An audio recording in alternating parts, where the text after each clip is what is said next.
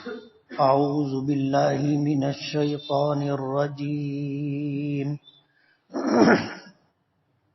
بسم الله الرحمن الرحيم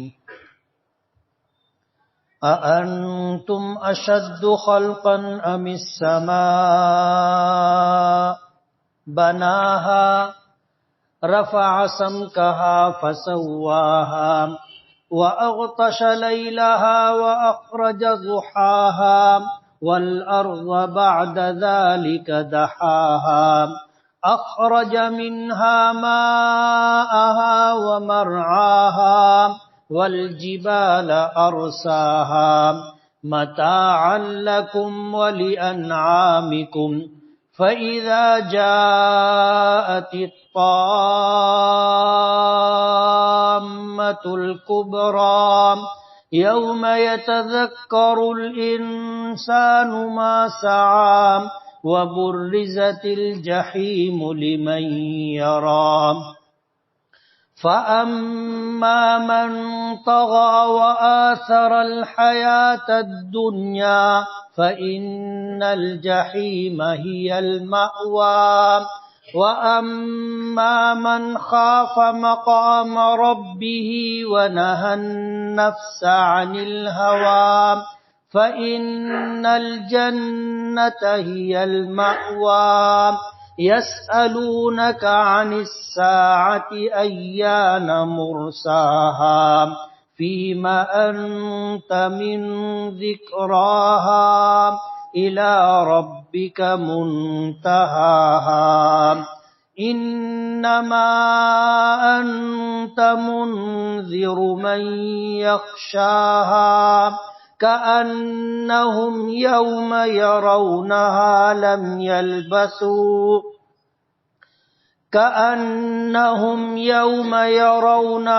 لم يلبثوا إلا عشية أو ضحاها صدق الله العظيم سبحانك لا علم لنا إلا ما علمتنا إنك أنت العليم الحكيم رب اشرح لي صدري ويسر لي أمري واحلل عقدة من لساني يفقهوا قولي پناہ مانگتا ہوں میں اللہ تعالیٰ کی شیطان مردود سے. شروع کرتا ہوں میں اللہ کے نام سے جو بڑا مہربان بڑی رحمتوں والا ہے. کیا تمہارا پیدا کرنا زیادہ مشکل ہے یا آسمان کا جسے اللہ نے بنایا ہے؟ بلند کی اس کی اونچائی اور پھر اسے ٹھیک ٹھاک کیا اور تاریک کیا اس کی راتوں کو، تاریک کیا اس کی رات کو اور روشن کیا اس کے دن کو، اور اس کے بعد زمین کو بچھایا ہموار کیا، پھر اس زمین سے نکالا اس کا پانی اور اس کا چارہ، اور پہاڑوں کو میخیں بنا کر کے زمین میں گاڑا. یہ نفع اٹھانا ہے تمہارے لیے اور تمہارے جانوروں کے لیے. پھر جب آئے گی وہ بڑی مصیبت، بڑا ہنگامہ یعنی قیامت، جس دن انسان یاد کرے گا اپنے کاموں کو، اور جہنم سامنے لائی جائے گی، ظاہر کی جائے گی دیکھنے والوں کے لیے. پر جس شخص نے سرکشی کی ہوگی اور دنیا کو ترجیح دی ہوگی پس بے شک جہنم ان کا ٹھکانہ ہے. اور جس شخص نے اپنے رب کے سامنے کھڑے ہونے سے خوف کیا، ڈرا اور روکا اپنے آپ کو من مانی زندگی گزارنے سے، پس بے شک جنت اس کا ٹھکانہ ہے. لوگ آپ سے قیامت کے متعلق پوچھتے ہیں کہ اس کا وقوع کب ہوگا. آپ کو قیامت کے تذکرے سے کیا تعلق؟ اس کے علم کی انتہا تیرے پروردگار کی طرف ہے. آپ تو اس سے ڈرنے والوں کو ڈرانا ہے، اس سے ڈرنے والوں کو آپ ڈرانے والے ہیں. گویا کہ وہ دن جب لوگ اسے دیکھیں گے تو ایسا گمان کریں گے کہ دنیا میں نہیں رہے مگر تھوڑا سا شام کا وقت یا تھوڑا سا دن کا وقت.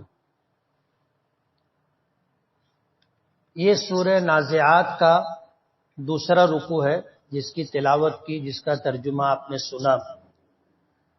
اوپر کا مضمون ذہن میں ہوگا تو آگے کی آیات کا سمجھنا آسان ہوگا. قیامت کا تذکرہ اوپر سے آ رہا تھا. قیامت سے پہلے جو حالات پیش آئیں گے اس کا تذکرہ تھا، اور پھر جو لوگ اللہ کی نافرمانی کر رہے تھے، قیامت کو اور قیامت سے پہلے آنے والی نشانیوں کو جھٹلا رہے تھے، پیغمبر علیہ الصلاۃ والسلام کی تعلیمات سے منہ موڑ رہے تھے، میدان محشر میں انہیں اکٹھا کیا جائے گا اس بات کی تکذیب کر رہے تھے. ایسے لوگ بھی تھے جو یہ کہتے تھے کہ میں ہی تمہارا بلند و بالا پروردگار ہوں. ایسے لوگوں کو آخرت کے عذاب سے پہلے دنیا کے عذاب میں بھی مبتلا کیا گیا. اس کے بعد پہلے رکوع کی آخری آیت میں اللہ پاک نے فرمایا تھا ان فی ذلک لعبرۃ لمن یخشی، کہ یہ جو مضامین اوپر سے بیان کیے گئے قیامت کا اور قیامت سے پہلے حالات کا، اور ہم سے پہلے جو قومیں گزری ان پر اللہ پاک کی طرف سے جو گرفت ہوئی عذاب آیا، اس میں عبرت ہے. کس کے لیے؟ لمن یخشی، جو ڈرے. ظاہر بات ہے جس کو اللہ کی ذات پر ایمان نہیں ہے، جو قیامت کو نہیں مانتا ہے، جو مرنے کے بعد دوبارہ زندہ کیا جائے گا اس بات پر یقین نہیں رکھتا ہے، تو اس کو کسی بات کا ڈر نہیں. کل کیا ہوگا وہ تو ہوگا، لیکن آج جس چیز کو وہ مانتا نہیں ہے تو اس کے متعلق اس کو کسی طرح کا خوف بھی نہیں. اسی لیے اللہ پاک نے فرمایا کہ اس میں عبرت ہے، نصیحت ہے. کس کے لیے؟ جو ڈرتا ہو اپنے پروردگار سے، جو ڈرتا ہو اللہ کے عذاب سے، جو ڈرتا ہو اور یقین رکھتا ہو قیامت پر. اور ظاہر بات ہے قیامت آئے گی، قیامت آئے گی، یہ دنیا ختم ہو جائے گی اور اللہ پاک پھر تمام مخلوقات کو دوبارہ زندہ کریں گے. اور یہ بات اللہ کے لیے کوئی ایسی مشکل بات نہیں ہے.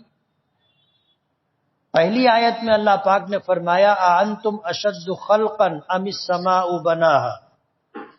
یہ پوری کائنات اللہ نے بنائی، تو اللہ کے سامنے پہلے سے کوئی مثال نہیں تھی کہ اللہ نے پہلے آدمی کو بنایا تھا، اب بنانے کے بعد پتہ چلا کہ اس میں یہ کمی ہے، یہ کمی ہے، وہ کمی ہے. اللہ کے سامنے کوئی مثال تھی؟ اللہ نے اس کو دیکھ کر کے انسان کو بنایا ہو؟ ایسا نہیں. اللہ تعالیٰ کا علم محیط ہے ہر چیز کو، ہر چیز کے تمام تر علوم اللہ کے پاس ہے. اور ظاہر بات ہے جب اللہ علیم و خبیر ہے، ہر چیز کا علم اس کے پاس ہے، اور بغیر کسی مثال کے، بغیر کسی چیز کو دیکھے اللہ نے مخلوقات کو پیدا کیا ہے.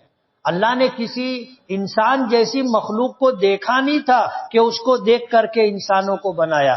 ہاتھی جیسی کوئی مخلوق اللہ نے دیکھی نہیں تھی کہ اس کی مثال کو سامنے رکھ کر اللہ نے ہاتھی کو پیدا کیا. یہ ایک مثال ہے. ورنہ کائنات میں جتنی مخلوقات ہیں، کتنی ہے، کیا ہے، اللہ کو علم ہے. ہر چیز کو اللہ نے پہلی مرتبہ بنایا اور اللہ نے اپنی قدرت سے اسے کامل و مکمل بنایا. جیسے انسان، اللہ نے اس کو پہلی مرتبہ پیدا کیا اور ایسا بنایا کہ ہر اعتبار سے اللہ نے اس کو مکمل بنایا. ایسا نہیں تھا کہ حضرت آدم علیہ السلام کے زمانے میں جو لوگ تھے وہ ہم سے مختلف تھے. ایسا نہیں تھا، وہ ہماری طرح تھے. سر تھا، دو آنکھیں تھی، ناک تھی، کان تھا، ہونٹ تھے، منہ تھا، زبان تھی، دانت تھے، گلا تھا، دونوں ہاتھ، کاندھے، پیر، نیچے تک اللہ نے جیسے اس زمانے میں انسان تھے ویسے ہی آج ہے، اور جیسے آج ہیں ایسے ہی اس وقت بھی تھے. یہ اللہ تعالیٰ کی قدرت ہے اور کامل قدرت ہے. اللہ کا علم ہر شے کو محیط ہے. اللہ نے بغیر کسی مثال کے اس کائنات کی تمام مخلوقات کو پیدا کیا، جس میں چھوٹی مخلوقات بھی ہیں اور بڑی سے بڑی مخلوقات بھی. مخلوقات میں اس دنیا میں اشرف المخلوقات انسان ہے، اور یہی انسان مکلف ہے. یہی انسان مکلف ہے اللہ پر ایمان لانے کا، انبیاء کرام علیہم الصلاۃ والسلام پر ایمان لانے کا، اللہ تعالیٰ کی کتابوں پر، اللہ تعالیٰ کی بنائی ہوئی تقدیر پر، اللہ تعالیٰ کے قادر مطلق ہونے پر، فرشتوں کے وجود پر، اچھی بری تقدیر، دوبارہ زندہ ہونا، آخرت کا دن، قیامت، ان ساری چیزوں کو ماننا ایمان ہے. آدمی اس کا مکلف ہے. انسان مکلف ہے، دوسری مخلوقات مکلف نہیں ہے. اور تمام مخلوقات میں اللہ نے انسان کو اشرف بنایا. نبی کریم صلی اللہ علیہ وسلم نے فرمایا کہ یہ پوری کائنات اللہ نے تمہارے لیے پیدا کی. ان الدنیا خلقت لکم، یہ پوری دنیا اللہ نے تمہارے لیے پیدا کی ہے. وَإِنَّكُمْ خُلِقْتُمْ لِلْآخِرَةِ، اور تمہیں اللہ پاک نے آخرت کے لیے پیدا کیا. تو ہم مکلف مخلوق ہیں. یہ قرآن کریم اللہ نے ہمارے لیے اتارا ہے. یہ کتاب ہدایت ہم انسانوں کے لیے. اس لیے اللہ پاک نے فرمایا اَأَنْتُمْ أَشَدُّ خَلْقًا، کیا تمہارا پیدا کرنا اللہ کے لیے زیادہ مشکل ہے یا آسمان کا پیدا کرنا؟ انسان کے مقابلے میں آسمان بہت بڑی مخلوق ہے. یہ ایک چھت ہے، اس چھت کو بنانے میں کتنے پاپڑ بیلنے پڑتے ہیں بنانے والوں کو پتہ ہے. چاروں طرف سے اس کو ٹیکے دینے پڑتے. اگر یہ چاروں طرف کے ٹیکے نہ ہو، درمیان کے یہ ستون نہ ہو، دیواریں نہ ہو، تو کیا یہ چھت قائم رہے گی؟ نہیں رہے گی. لیکن اللہ کی قدرت دیکھیے، اتنا بڑا آسمان اللہ نے بنایا، اتنا بڑا آسمان جس کی وسعت کا اندازہ نہیں کیا جا سکتا. آج دنیا تمام تر ترقی کے باوجود آسمان کی پیمائش نہیں کر سکی. آسمان کتنا بڑا ہے انسان اسے ناپ نہیں سکا. اس کے مقابلے میں زمین چھوٹی ہے، لیکن پوری دنیا کی پیمائش کسی نے کر لی ہو، پوری دنیا کی زمینوں کو ناپ لیا ہو، ایسا نہیں. اتنا بڑا آسمان اللہ نے بنایا اور بغیر ستون کے بنایا. تو جو خدا اتنا بڑا آسمان بنا سکتا ہے، اتنی بڑی مخلوق اللہ بنا سکتا ہے، اس کے لیے انسانوں کا پیدا کرنا کوئی مشکل بات نہیں. آپ اندازہ کرو کہ اسی آسمان کے نیچے ایک انسان نہیں، اربوں انسان ہیں. اور اللہ کی قدرت کا آپ اندازہ کریں، آج اس وقت درس قرآن میں سینکڑوں لوگ موجود ہیں. دو آدمی ایک طرح کے نہیں ہیں، ایک طرح کے نہیں ہیں. آپ سب کو لائن سے کھڑا کر لو، سب کی شکل و شباہت اللہ نے الگ بنائی. اور زمانہ ترقی کیا، انسانوں نے سائنس کے لائن سے ترقی کی، تو ان کو سمجھ میں آیا کہ یہ جو انگوٹھا ہے اور یہ جو انگلیاں ہیں، اس میں جو باریک باریک لکیریں ہیں، یہ لکیریں ایک انسان کی دوسرے انسان سے ملتی نہیں ہیں. جن لوگوں کو دستخط نہیں کرنی آتی ان کا انگوٹھا لیا جاتا ہے، اور انگوٹھے کا وہ نشان اس آدمی کا تعین کرتا ہے کہ یہ کس کا انگوٹھا ہے. دوسرے کا انگوٹھا ملتا نہیں. یہ اللہ کی قدرت ہے. دنیا میں اربوں انسان ہے، لیکن ایک انسان کے انگوٹھے کے نشانات دوسرے انسان سے نہیں ملتے. ایک ماں ایک باپ کی اولاد آپس میں مختلف ہوتی ہے. بھائی کی شکل دیکھو الگ ہے، بڑے بھائی کی شکل دیکھو الگ ہے، چھوٹے بھائی کو دیکھو الگ ہے، بہنوں کو دیکھو الگ ہے. ایک ماں ایک باپ کی اولاد میں مشابہت نہیں ملتی، زمین و آسمان کا فرق ہے. کچھ تھوڑی بہت چیزیں مل جاتی ہیں بس. انتم اشد خلقا، فرماتے ہیں کیا تمہارا پیدا کرنا اللہ کے لیے مشکل ہے یا اتنے بڑے آسمان کا جسے اللہ نے پیدا کیا، اللہ نے بنایا ہے.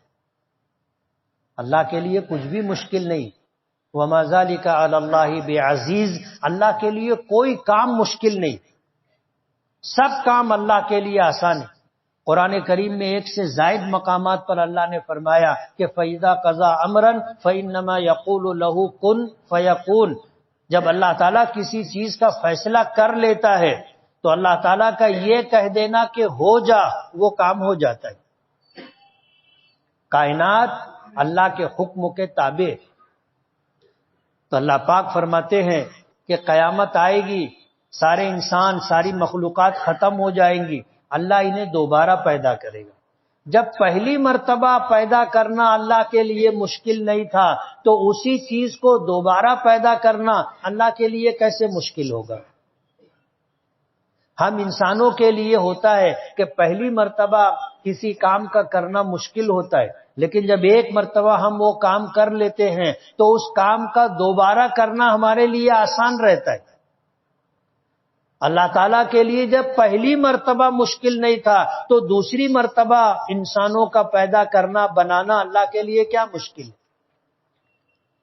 رفع سمکہا فسواہا، پیچھے آسمان کا تذکرہ کیا کہ انسان کی پیدائش آسمان کی پیدائش سے زیادہ مشکل ہے کیا؟ نہیں.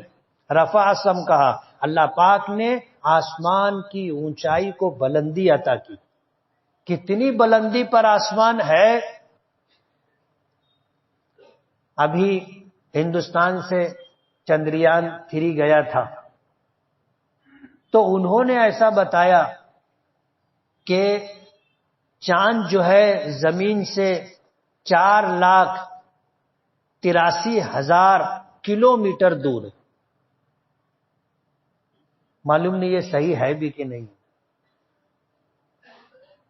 یہ صحیح ہے بھی کہ نہیں، چاند پہ پہنچے بھی کہ نہیں پہنچے، یہی چیز مخمسے کی ہے.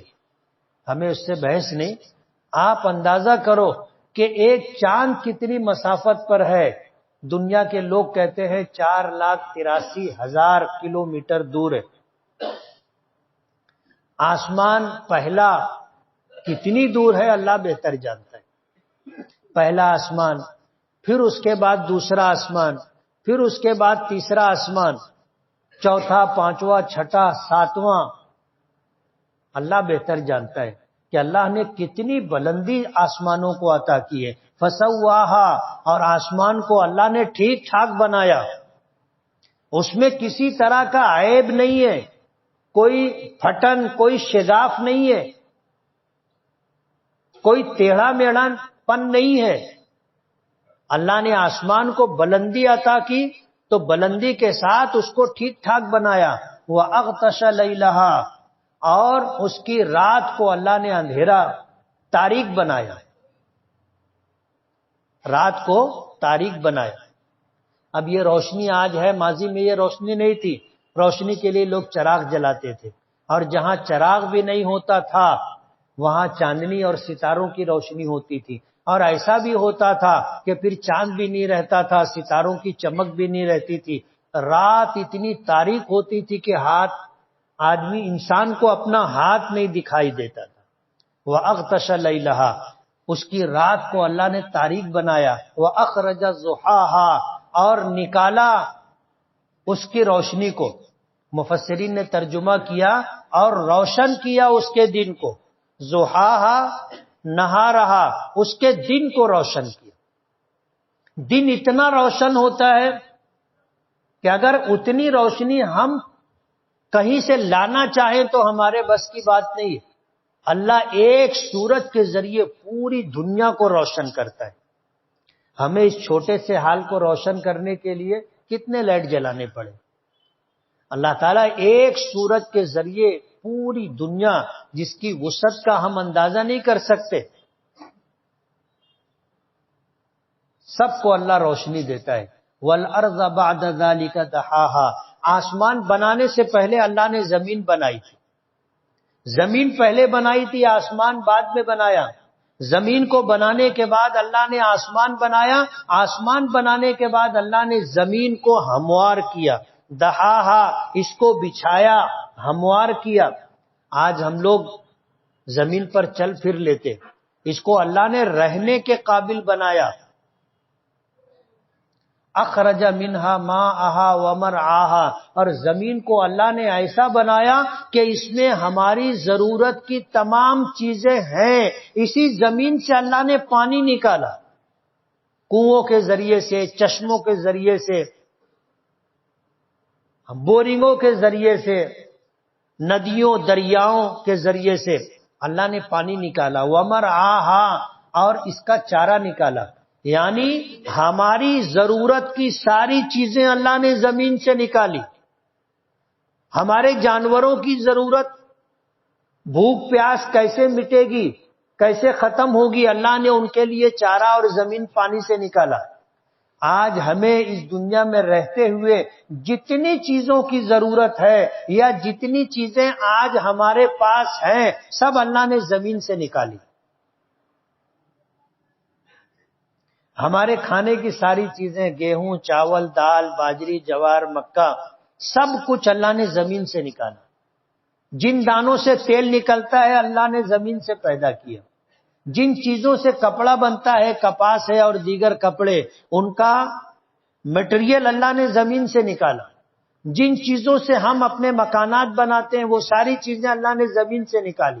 جن چیزوں سے ہم اپنی سواری بناتے ہیں، وہ ساری چیزیں اللہ نے زمین سے نکالی۔ جن چیزوں سے ہم زینت اختیار کرتے ہیں، جن چیزوں کو ہم دولت سمجھتے ہیں، وہ ساری چیزیں اللہ نے زمین سے نکالی۔ اور قیامت تک کی ضرورتیں انسان کی زمین سے پوری ہوتی رہیں گی۔ پیچھے میں نے یہ بات بتائی تھی کہ زمین میں اللہ نے ہماری ضرورت کی ساری چیزیں رکھی ہیں، اور زمین کو امین بنایا ہے۔ اللہ کا حکم ہوتا ہے تو جتنے انسان ہیں ان کی ضرورت کے لیے جتنا گیہوں چاہیے زمین سے نکلتا ہے، چاول زمین سے نکلتا ہے، دالیں زمین سے نکلتی ہیں، تیل کے تمام دانے زمین سے نکلتے ہیں، اور اتنے ہی نکلتے ہیں جتنا اللہ کا حکم ہوتا ہے۔ ہم اگر اپنی مرضی سے نکالنا چاہیں تو نہیں نکال سکتے۔ آج تم زمین 1 فٹ 10 فٹ 100 فٹ کھود ڈالو، ایک دانہ گیہوں کا نہیں نکال سکتے۔ لیکن دانہ نکلتا کہاں سے ہے؟ زمین سے ہی نکلتا ہے۔ کس کے حکم سے نکلتا ہے؟ اللہ کے حکم سے نکلتا ہے، اور قیامت تک نکلتا رہے گا۔ قیامت تک ہماری ضرورت کی ساری چیزیں اللہ نے زمین میں رکھی ہیں، اور زمین کو امین بنایا ہے۔ زمین اللہ کے حکم کی پابند ہے۔ ضرورت کے وقت اللہ حکم دیتا ہے تو جتنی مقدار اللہ کے حکم سے طے ہوتی ہے، زمین اتنی ضرورت کی چیزیں باہر نکال دیتی، اور قیامت تک یہ سلسلہ چلتا رہے گا۔ اخرج منہا ماءہا، اللہ تعالیٰ نے اسی زمین سے اس کا پانی نکالا، ومرعاہا، اس کا چارہ نکالا، والجبال ارساہا، اور یہ زمین ہموار کی تو اس کو رہنے کے قابل بنایا۔ حدیث پاک میں آتا ہے کہ جب اللہ نے زمین بنائی تو یہ اس کشتی کی طرح جو پانی پر ہوتی ہے تو وہ ہلتی رہتی ہے، ڈولتی رہتی ہے۔ زمین کو قائم رکھنے کے لیے اللہ نے پہاڑ بنائے، ان پہاڑوں کو میخ بنایا۔ زمین پر وہ پہاڑ ہیں تو زمین اپنی جگہ رکی ہوئی ہے۔ والجبال ارساہا، اور پہاڑوں کے بوجھ کو اللہ نے زمین پر ڈالا، زمین پہاڑوں کو میخ بنایا۔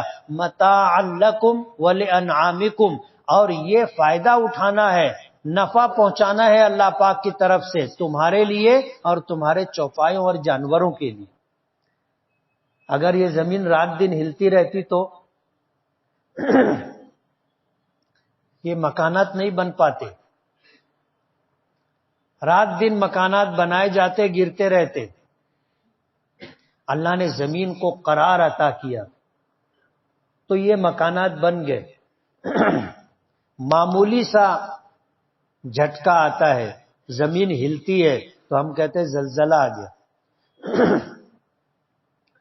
اور 100 میں سے 2%، 3%، 4% جنبش ہوتی ہے تو انسان پریشان ہو جاتا ہے. اور 5، 7، 8% اگر زمین ہل گئی تو ایسا زلزلہ آتا ہے کہ شہر کے شہر ختم ہو جاتے. قیامت آئے گی تو 100% زلزلہ رہے گا. اذا زلزلت الارض زلزالہا، زمین ہلا دی جائے گی. کیسی؟ 100% ہلا دیا جانا، سب درہم برہم ہو جائے گا. اللہ نے اس زمین کو قرار عطا کیا، متاعا لکم ولانعامکم، تمہارے لیے، یہ نفع اٹھانے کے لیے اور تمہارے جانوروں کے لیے. فرمایا فَإِذَا جَاءَتِ الطَّامَّةُ الْكُبْرَى، جب بڑی مصیبت، بڑا ہنگامہ آئے گا یعنی قیامت، اس دن انسان اپنے کاموں کو یاد کرے گا. آج تو کیا ہے کہ ہم صبح کیا کیے ابھی یاد نہیں ہے. کچھ 2-4 چیزیں یاد ہوں گی.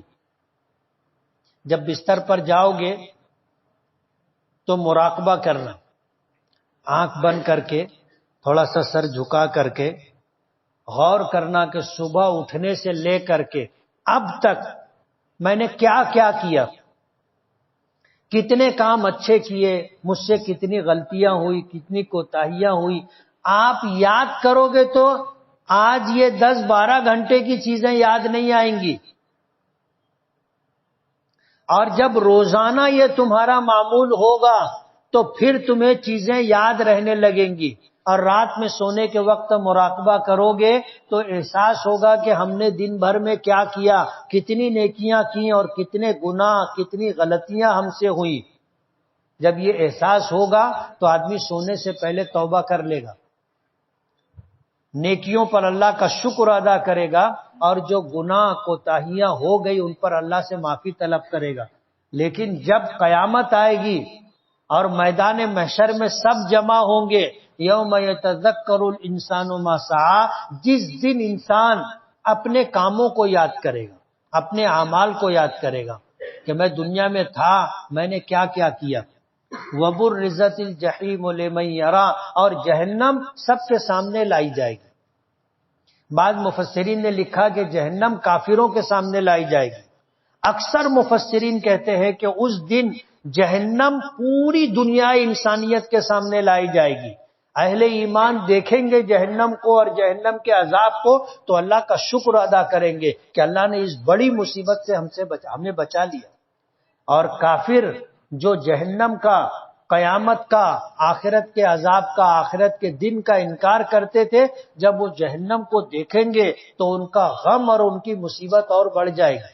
وہ تو پہلے ہی جب دوبارہ زندہ کیے جائیں گے تو زندہ کیے جانے کو مانتے نہیں تھے، ماننے پہ مجبور ہو جائیں گے تو پہلے سے ہی وہ خوف اور دہشت میں ہوں گے، اندیشوں میں مبتلا ہوں گے. اور جب جہنم دیکھ لیں گے جس کا تذکرہ دنیا میں ان کے سامنے کیا جاتا تھا، مانتے نہیں تھے، انکار کرتے تھے، مذاق اڑاتے تھے. پیغمبروں سے کہتے تھے کہ عذاب لاؤ نا، جو عذاب تم بولتے ہو، ڈراتے ہو، بتاتے ہو، لاؤ. اور جب عذاب دیکھ لیں گے، جہنم دیکھ لیں گے، کیا ہوگا؟ جہنم ان کے سامنے لائی جائے گی. حدیث پاک میں آتا ہے کہ جہنم ہوگی اور اس پر فرشتے مامور ہوں گے اور جہنم کی لگام کو تھامے ہوئے ہوں گے. جہنم اتنی غضبناک ہوگی کہ میدان محشر میں جتنے انسان ہیں سب کو کھا جانے کا ارادہ رکھتی ہوگی. فرشتے اسے روک رکھے ہوں گے. حدیث پاک میں آتا ہے جب وہ چنگھاڑے گی تو چنگاریاں نکل کر پورے میدان محشر میں آئیں گی. وَبُرِّزَتِ الْجَحِيمُ لِمَنْ يَرَى، میدان محشر میں جتنے انسان ہوں گے سب کے سامنے جہنم آ جائے گی. فَأَمَّا مَنْ طَغَى، پر جس شخص نے دنیا میں سرکشی کی تھی، نافرمانی کی تھی، اللہ اور اس کے رسول سے بغاوت کی تھی، وَأَثَرَ الْحَيَاةَ الدُّنْيَا، اور دنیاوی زندگی کو آخرت پر ترجیح دی تھی، آخرت کا انکار کیا تھا یا آخرت کو مانا تھا لیکن دنیا کو آخرت پر ترجیح دی، اور دنیا بنانے کی ہر ممکن کوشش کی، آخرت بنانے کے لیے کوشش نہیں کی۔ اس نے دنیا کو بہتر سمجھا آخرت کے مقابلے میں اور دنیا بنانے کی کوشش کی۔ فَإِنَّ الْجَحِيمَ هِيَ الْمَأْوَىٰ، اللہ پاک فرماتے ہیں جہنم ان کا ٹھکانہ ہوگا۔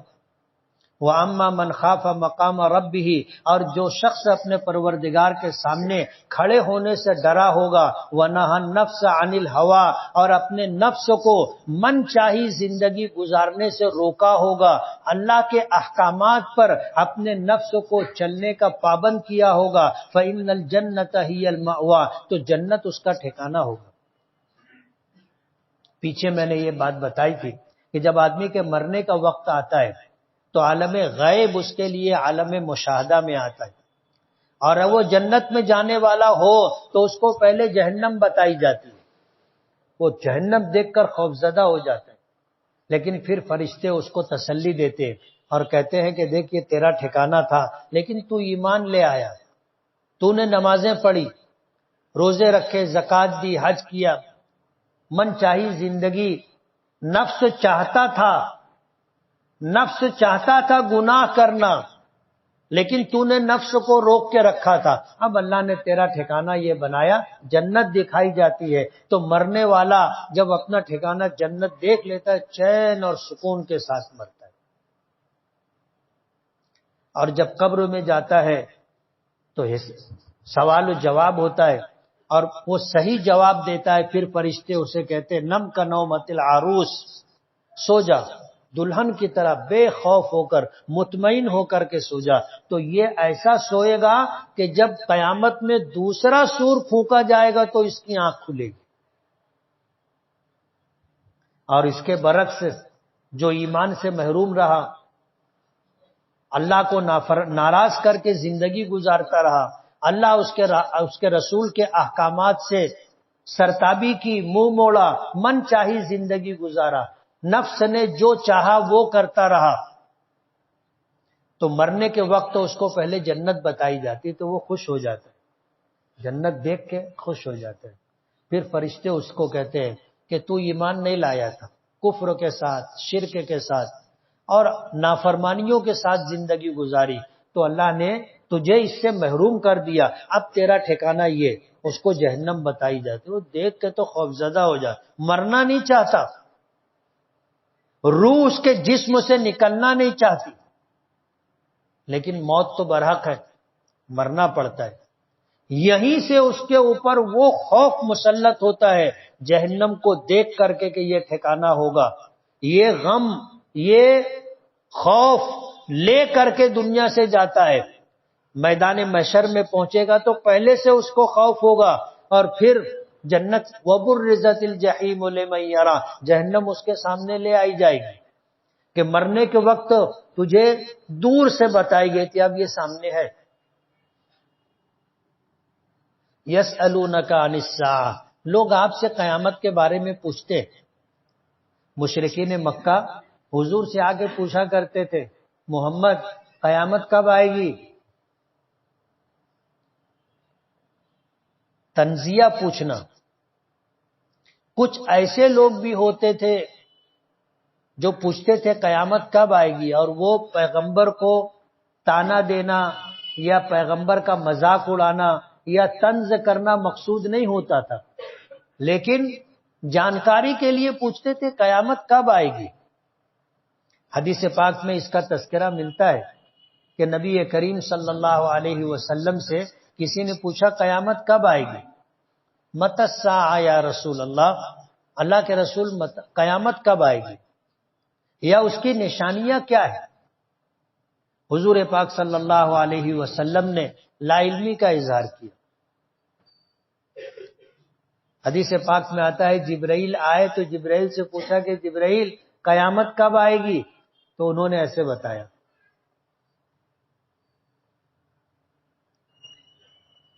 قرآن کریم کی ایک آیت کی طرف اشارہ کیا کہ ان اللہ عندہ علم الساعہ، کہ 5 چیزیں ایسی ہیں جس کا علم اللہ کے پاس ہے۔ ان اللہ عندہ علم الساعہ، ترجمے کے اعتبار سے یہ ہے کہ بے شک اللہ ہی کے پاس قیامت کا علم ہے۔ ہی کا مطلب سمجھتے ہو نا، کہ اللہ کے علاوہ کسی کے پاس اس کا علم نہیں ہے قیامت کب آئے گی۔ حضور نے نشانیاں بتائی، اللہ کے رسول صلی اللہ علیہ وسلم کو قیامت کے آنے سے پہلے کیا علامات اور نشانیاں ہیں وہ بتائی گئی، لیکن اس کا صحیح وقت، اس کا تعین، اس کا تقرر اللہ پاک نے نہیں بتایا۔ اس کا علم اللہ ہی کے پاس ہے۔ آپ سے قیامت کے بارے میں پوچھتے ہیں ایان مرساہا، اس کا وقوع کب ہوگا، قیامت کب آئے گی؟ اللہ پاک فرماتے ہیں فیما انت من ذکرہا، تجھے قیامت کے تعین سے کیا لینا دینا؟ جب آئے گی آئے گی، اس کا علم تو صرف اللہ کے پاس ہے۔ اللہ نے قیامت کے آنے کا علم، متعینہ وقت کسی کو نہیں بتایا۔ اس لیے آپ سے لوگ پوچھتے ہیں آپ کو قیامت کے تعلق سے کیا لینا دینا؟ آپ تو ان کو جو ہے بتا دیجئے الی ربک منتہاہا، کہ قیامت کا جو یقینی علم ہے اس کی اس دنیا کی انتہا، اور اسی طرح قیامت کے وقوع کا علم، اس کی منتہا تیرے پروردگار کے پاس ہے۔ الی ربک منتہاہا، اس لیے قیامت کب آئے گی جو یہ پوچھا جاتا ہے تو حضور نے بتا دیا کہ اس کا علم اللہ کے پاس ہے۔ میرا رب جانتا ہے کہ قیامت کب آئے گی، البتہ قیامت سے پہلے جو علامات و نشانیاں ہیں اس کا تذکرہ نبی کریم صلی اللہ علیہ وسلم نے کیا۔ اللہ پاک فرماتے ہیں انما انت منذر من یخشاہا، کہ میرے پیغمبر آپ تو صرف ڈرانے والے ہیں ان لوگوں کو جو قیامت سے ڈرتے ہیں، جہنم سے ڈرتے ہیں، اللہ کے عذاب سے ڈرتے ہیں۔ آپ ان کو ڈرانے والے بنا کر کے بھیجے گئے۔ آپ کا کام یہ ہے لوگوں کو ڈرانا، انذار، نافرمانوں کو ڈرانا، ابشار، تبشیر، اور اللہ کی اطاعت و فرما برداری کرنے والوں کو خوشخبری سنانا، یہ آپ کا کام۔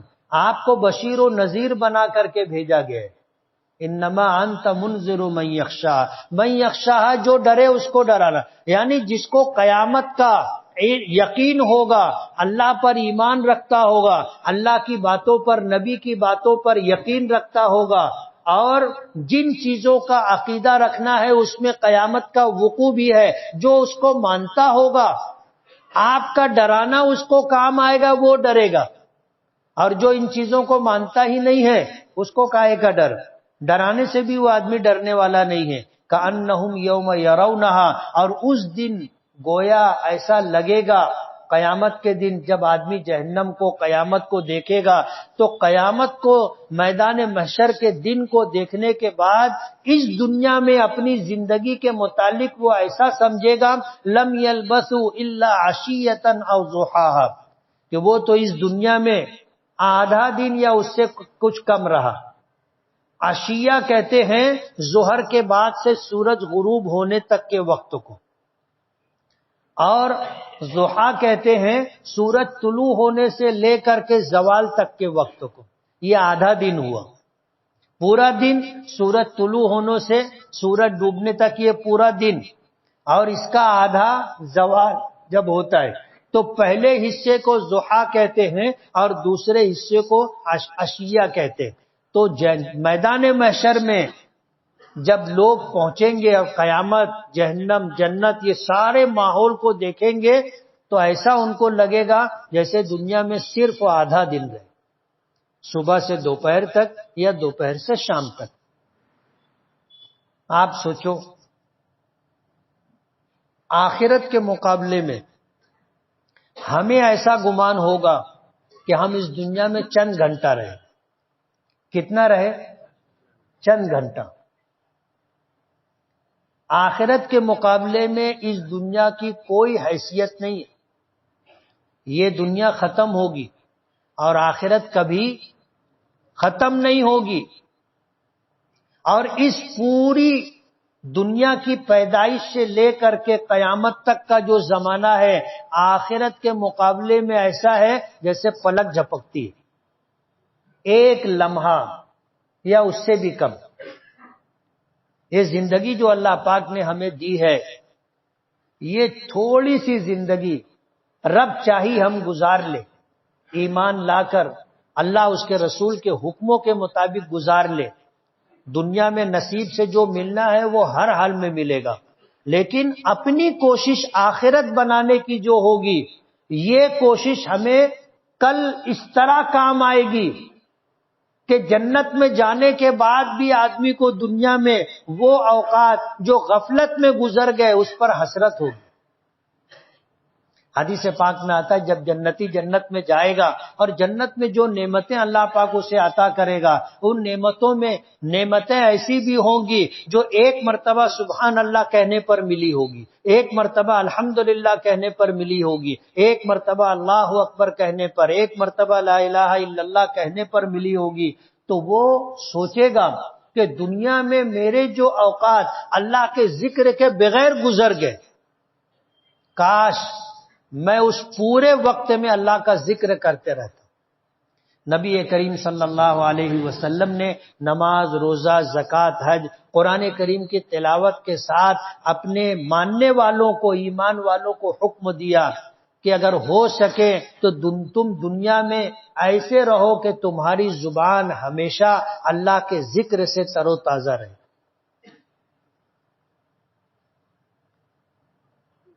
ہم غور کریں، صبح سے لے کر کے ہم نے کتنی مرتبہ سبحان اللہ کہا، کتنی مرتبہ الحمدللہ کہا، کتنی مرتبہ اللہ اکبر کہا، کتنی مرتبہ لا الہ الا اللہ کہا، کتنی مرتبہ لا حول ولا قوت الا باللہ کہا. اللہ کا ذکر ہم نے کتنا کیا؟ اگر کیا بھی ہوگا تو وہ تھوڑا ہے ان اوقات کے مقابلے میں جن اوقات میں ہم نے کچھ نہیں کیا، خاموش رہے. چاہتے تھے تو ہم کر سکتے تھے اللہ کا ذکر. جو لوگ اللہ کا ذکر کرتے ہیں وہ صبح و شام کی تسبیح پڑھ لیتے. اللہ کے ایسے بھی بندے ہیں جو جب تک جاگتے رہتے ہیں اللہ کا ذکر کرتے رہتے. عادت بنا لی، چلتے پھرتے اٹھتے بیٹھتے ان کی زبان چلتی رہتی ہے لا الہ الا اللہ، لا الہ الا اللہ، لا الہ الا اللہ. ہر سانس کے ساتھ لا الہ الا اللہ، لا الہ الا اللہ، لا الہ الا اللہ. سانس باہر نکلی، سانس اندر گئی تو سانس اندر گئی لا الہ، سانس باہر نکلی الا اللہ. اب دن میں کتنی مرتبہ سانس لیتے ہیں؟ انہوں نے عادت بنا لی، اس چیز کو اپنا معمول بنایا، ہوتے ہوتے ہوتے یہ ان کی عادت بن گئی. ہر سانس میں اللہ کا ذکر. کل قیامت کے دن ان کی جنت کیسی ہوگی؟ حضور معراج میں تشریف لے گئے، حضرت ابراہیم علیہ السلام سے ملاقات ہوئی. حضرت ابراہیم علیہ السلام نے حضور پاک صلی اللہ علیہ وسلم کو کہا کہ اپنی امت کو میرا سلام کہنا. اور حضور نے یہ بات ہمیں بتائی کہ حضرت ابراہیم علیہ السلام نے مجھ سے کہا تھا کہ اپنی امت کو میرا سلام کہنا. تو ہمارا کام کیا ہے؟ سلام کا جواب دینا. اور کسی نے اگر سلام بھیجا ہے وہ کہے گا کہ میری طرف سے اپنے گھر والوں کو السلام علیکم ورحمۃ اللہ وبرکاتہ کہہ دینا. یہ ہے سلام کہنے کا طریقہ. ہم لوگ کیسے بولتے؟ سلام بول دینا. سلام بول دینا نہیں، بولنا چاہیے السلام علیکم ورحمۃ اللہ وبرکاتہ. یہ میرا سلام گھر والوں تک پہنچا دینا. جن لوگوں نے سنا ان کو جواب دینا ہے. تو ہمیں یہ سلام حضور پاک صلی اللہ علیہ وسلم کے ذریعے پہنچا ہے تو ہم پہلے حضور کو جواب دیں گے علیکہ. کیا کہیں گے؟ علیکہ. پھر حضرت ابراہیم کے سلام کا جواب دیں گے اور کہیں گے وعلیہ السلام، علیہ کا وعلیہ السلام، یہ سلام کے جواب دینے کا طریقہ ہے۔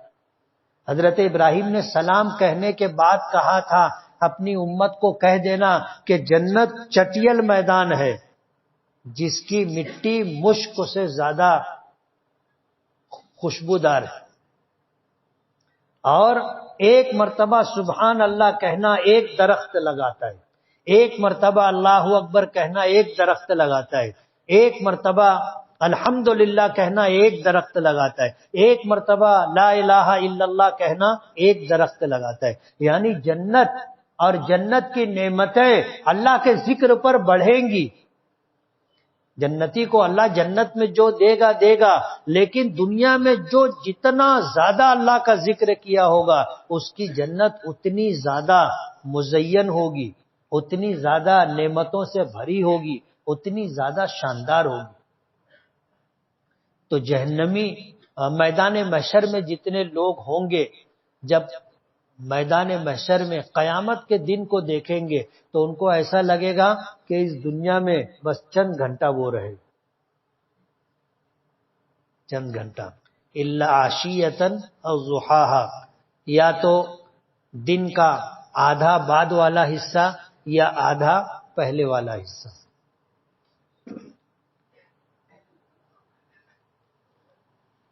زید کے والد نے 2 شادی کی، پہلی بیوی کو طلاق دی،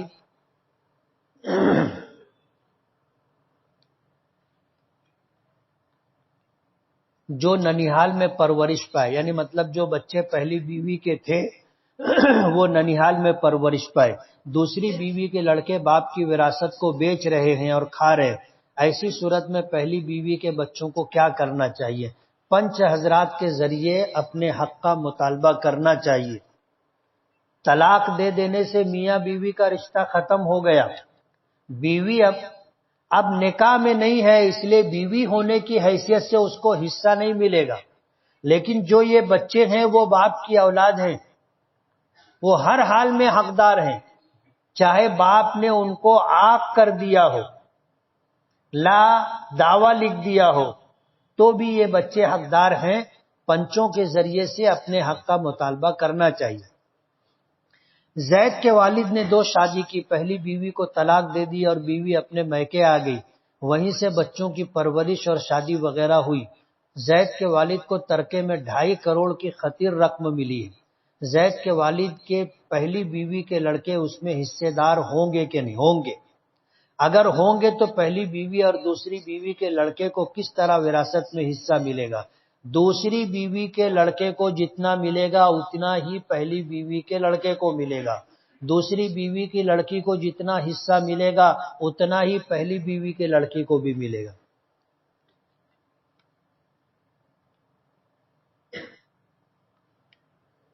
یہ بھی وہی سوال ہے۔ زید کا قد کم ہے، وہ چاہتا ہے کہ اس کا قد بڑھ جائے، اس کے لیے کوئی عمل یا وظیفہ اللہ سے دعا کرے، اللہ کے لیے کچھ مشکل نہیں۔ مذاق کرنا کیسا ہے؟ مذاق جائز ہے، لیکن مذاق ویسا ہی کرنا چاہیے جس کو برداشت کیا جا سکے اور آدمی خوش ہو جائے۔ کسی کا ایسا مذاق نہیں بنانا چاہیے کہ اس کی بے عزتی ہو جائے۔ حضور پاک صلی اللہ علیہ وسلم کی خدمت میں ایک بوڑھی عورت آئی اور آ کر کے اس نے کہا کہ میں جنت میں جاؤں گی، تو حضور نے فرمایا کہ بوڑھی عورت جنت میں نہیں جائے گی۔ وہ تو پریشان ہو گئی، بوڑھی تھی، اس کی پریشانی کو دیکھ کر کے حضور نے فرمایا اللہ کی بندی، تو بوڑھی ہونے کی حالت میں جنت میں نہیں جائے گی، اللہ تجھے جوان کر دے گا، جوان ہو کر کے تو جنت میں جائے گی۔ سنا ہے کہ حضور پاک صلی اللہ علیہ وسلم نے صرف غزوہ خندق ایک ہی جنگ لڑی ہے، ایسا نہیں، حضور نے بہت ساری جنگیں لڑی۔ کیا تعویذ پہننا شرک ہے کیا؟ جو تعویذ پہنا جاتا ہے، اگر اس تعویذ کے تعلق سے یہ عقیدہ رکھا جائے کہ اسی سے فائدہ ہوگا، یہی مؤثر بالذات ہے، تو پھر تعویذ نہیں پہننا چاہیے۔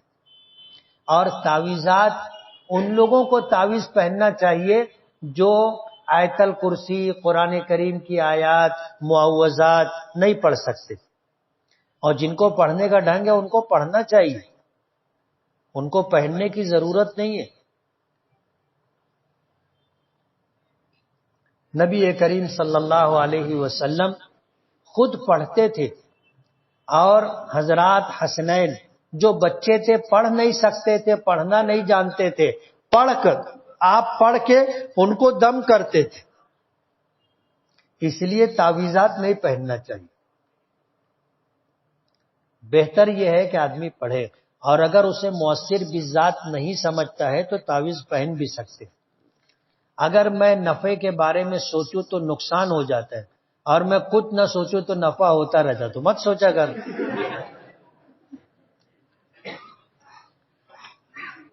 کہتے ہیں نا، اللہ پاک فرماتے ہیں حدیث قدسی ہے، انا ظن عبدی بی، انا عند ظن عبدی بی، میں اپنے بندے کے گمان کے مطابق اس کے ساتھ معاملہ کرتا ہوں۔